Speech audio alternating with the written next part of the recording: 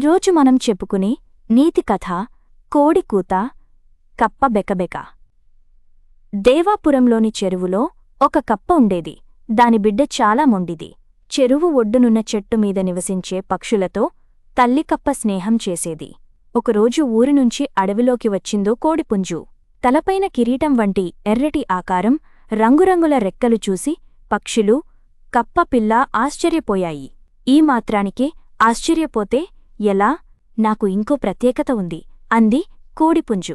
ఏంటది అని వింతగా అడిగాయవి. రోజూ నా కూతతోనే ఊళ్ళోని ప్రజలు నిద్రలేస్తారు అని గొప్పగా చెప్పిందది. అవునా? నీ కూత మేమెప్పుడూ వినలేదు. ఒకసారి వినిపించవా అని అడిగింది కప్పపిల్ల.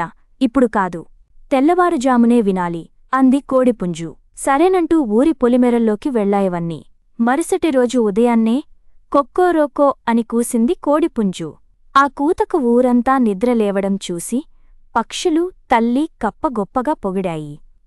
అవన్నీ కోడిపుంజును మెచ్చుకోవటం పిల్లకప్పకి అస్సలు నచ్చలేదు.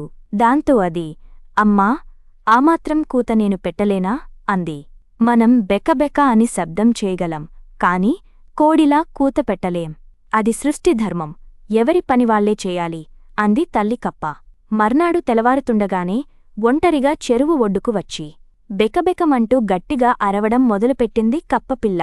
ఇంతలో ఆ చెట్టు కిందున్న పుట్టలోంచి పాము బయటికొచ్చి దాన్ని మింగేయడానికి ముందుకు కదిలింది.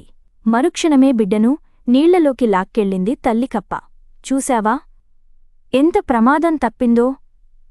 నీ గురించి తెలిసే నీ వెనకే వచ్చా.